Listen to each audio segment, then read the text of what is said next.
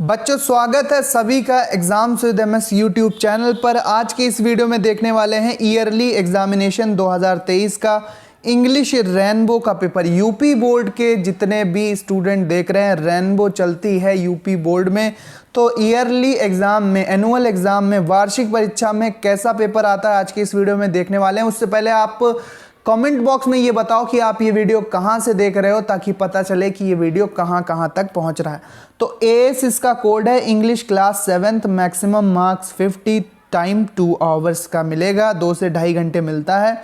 सभी प्रश्न करना अनिवार्य हैं और प्रश्नों के निर्धारित अंक उनके समकक्ष लिखे हुए हैं, समक्ष लिखे हुए हैं। तो यहाँ पर सबसे पहले देखो प्रश्न है कि निम्नलिखित गद्यांश को पढ़कर उसके नीचे लिखे प्रश्नों के उत्तर दीजिए। तो यहाँ पर देखो, Chandrashekhar Azad, popularly known as आज़ाद, जो चंद्रशेखर आज़ाद हैं, जो कि आज़ाद के नाम से प्रसिद्ध हैं, was one of the most fearless and greatest freedom fighter of India, जो कि एक निडर और महान स्वतंत्रता सेनानी थे। भारत के महान स्वतंत्रता सेनानी, भारत के निडर और महान स्वतंत्रता सेनानी थे। son of Pandit, he was the son of पंडित सीताराम तिवारी, जो कि सीताराम तिवारी के पुत्र थे, और जगानी देवी उनकी माता जी का नाम था, जो कि 23 जुलाई 1906 में पैदा हुए थे भारा in Jhabua district of Madhya प्रदेश, भारा नामक गांव में, जो कि झाबुआ डिस्ट्रिक्ट मध्य प्रदेश में है। अब देखो, इसी पर आधारित प्रश्न पूछा गया है, from what name Chandrashekhar was known. तो यहाँ पर लिखना पड़ेगा आपको Chandrashekhar Azad, popularly known as आज़ाद। ये हो गया पहले प्रश्न का उत्तर। दूसरा है देखो कि when and where was he born. ठीक है, when and where was he born. तो यहाँ पर आपको लिखना है कि he was born on 23 July in village of Bhara in Jhabua district of Madhya Pradesh. ये हो गया दूसरा आंसर। अब यहाँ पे तीसरा आंसर है।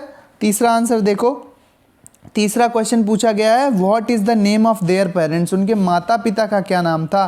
तो यहाँ पर लिखना है his father's name was Pandit Sitaram Tiwari and mother's name was Jagni Devi या जगानी देवी। अब देखो, दूसरा प्रश्न है, निम्नलिखित पद्यांश को पढ़कर उसके नीचे लिखे प्रश्नों के उत्तर दीजिए। तो ये कविता का पार्ट है। Till I look down the garden green, down on the roof so brown, up in the air I go flying again, up in the air and down. तो यहाँ पर सबसे पहले आपको what is the central idea and summary of the poem, central idea और summary लिखना है। इसके बाद what the child sees while coming down from the swing. तो ये 2 प्रश्न हैं। इसके बाद देखो, निम्न में से किन्हीं 3 प्रश्नों के उत्तर दीजिए। 3 प्रश्न जो कि आपके चैप्टर पर आधारित होंगे। व्हाट देखो, एक सेकेंड।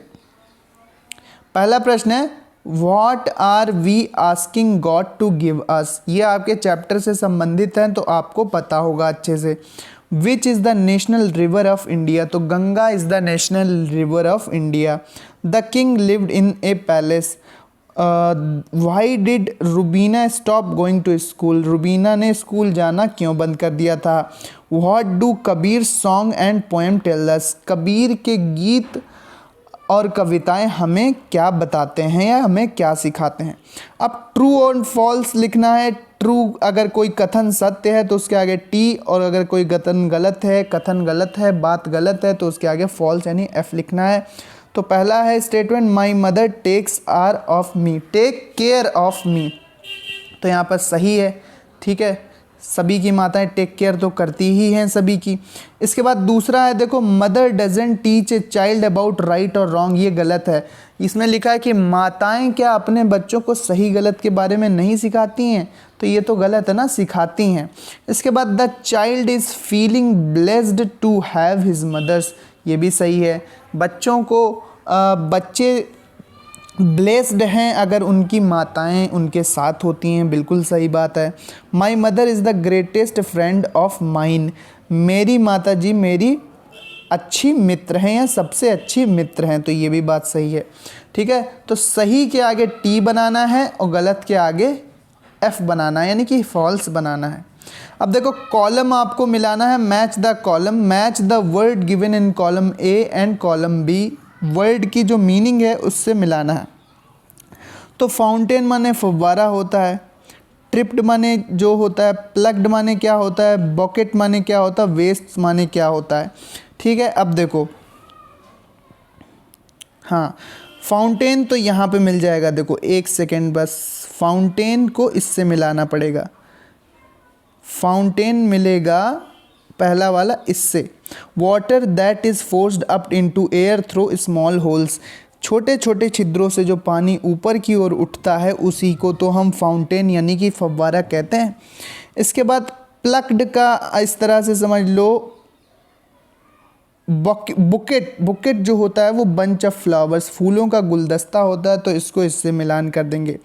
वेस्ट को किससे मिलाएंगे, वेस्ट माने जो कचरा होता है, तो वेस्ट को मिलाएंगे useless, useless things known thrown in the dustbin, ख़राब चीज़ें जो कि डस्टबिन में फेंकी जाती हैं उन्हें वेस्ट्स कहते हैं। और प्लग्ड किसे कहते हैं, देखो प्लग्ड किसे कहते हैं, प्लग्ड को किससे मिलाओगे आप, to hit your foot against something and fall. और दूसरा क्या बचा है, ट्रिप्ड, ट्रिप्ड को मिलाना पड़ेगा to hit the foot, plugged. हाँ, तो यहाँ पर प्लग्ड को आप टू रिमूव वाले से मिला दो और ट्रिप्ड को to hit foot against something and fall, तो इससे मिला दो। ठीक है, तो इस तरह से कॉलम ए और कॉलम बी की मीनिंग ध्यानपूर्वक मिलानी है। अगला है कि निम्नलिखित में से किन्हीं 4 शब्दों की मीनिंग लिखो, 4 शब्दों की मीनिंग आपको लिखनी है। देखो कैनॉल की, फिल की, सिक की, तो 4 शब्दों की देखो मीनिंग मैं आपको बताता हूँ। देखो सिक माने तो हो गया बीमार, फुल सिक माने पूरी तरह से बीमार। इसके बाद पिट माने गड्ढा होता है, स्विंग माने झूला होता है, और कैटल माने पशु होते हैं। ठीक है, कैटल माने पशु होते हैं। इसके बाद लिखा है कि निम्न शब्दों के विलोम शब्द लिखिए। पोलाइट माने नम्र, तो इसका हो जाएगा RUDE रूड। ऑनेस्ट का डिसऑनेस्ट हो जाएगा, ऑनेस्ट माने ईमानदार और डिसऑनेस्ट माने हो जाएगा बेईमान, डिसऑनेस्ट, इसके आगे बस डिस लगा देना है। पुअर का रिच हो जाएगा, और कंफर्ट का जो हो जाएगा उसके आगे डिस लगा देना, डिसकंफर्ट, कंफर्ट माने आराम, डिसकंफर्ट माने परेशानी। अगला प्रश्न है कि बीमार होने पर 2 दिन की छुट्टी के लिए अपने विद्यालय के प्रधानाचार्य जी को प्रार्थना पत्र लिखिए। तो वही वाला प्रार्थना पत्र लिखना है, I beg to say that I am in fever since last night, so please give me leave for 2 days, your obediently. ठीक है, XYZ क्लास वगैरह लिखना होता है। छुट्टी वाला पत्र तो, छुट्टी वाला एप्लीकेशन तो आपको आता ही होगा। इसके बाद एडजेक्टिव की परिभाषा अंग्रेज़ी में लिखना है और उदाहरण भी देना है। इसके बाद अपनी पाठ्यपुस्तक रेनबो के आधार पर किसी एक कविता की 8 पंक्तियां अपनी उत्तर पुस्तिका में लिखो जो कि इस प्रश्न पत्र में ना आई हों। इसके बाद 12 महीनों के नाम अंग्रेज़ी में लिखो, जनवरी, फरवरी, मार्च, अप्रैल, मई, जून, जुलाई, अगस्त, सितंबर, अक्टूबर, नवंबर और दिसंबर। इसके बाद किसी एक टॉपिक पर 10 वाक्य अंग्रेज़ी में लिखना है। जैसे यहाँ पर 4 टॉपिक दिए हैं, my school, my best friend, my dog, ये द डॉग, द पोस्टमैन। तो इस जैसे माई स्कूल ले लिया तो इस पर आपको 10 सेंटेंस बनाने हैं इंग्लिश में। ये 5 नंबर का क्वेश्चन है, 10 सेंटेंसेस बनाने हैं इंग्लिश में। My school is very beautiful, एक सेंटेंस हो गया। The teacher of my school are so polite and great teachers. My school has a big and beautiful garden. तो इस तरह से आपको 10 सेंटेंस बनाने हैं, किसी पे भी बना दो, माई फ्रेंड पे बना दो, द पोस्टमैन पे, द डॉग पे, या माई स्कूल पे। और किन्हीं 4 वाक्यों का अंग्रेज़ी में ट्रांसलेशन यानी अनुवाद करो। तो वह गाना गाती है, शी सिंग्स सॉन्ग। मैं कानपुर जाऊंगा, I will go to Kanpur. Mohan मेरा भाई है, Mohan is my brother. Delhi Bharat की राजधानी है, Delhi is the capital of India. माता खाना पकाती है, मदर कुक्स फूड। राम एक पत्र लिख रहा होगा। अब इसका आप मुझे बताओ कमेंट बॉक्स में कि राम एक पत्र लिख रहा होगा, इसका सेंटेंस क्या बनेगा। हम कोलकाता से लौट रहे थे। We were returning from Kolkata.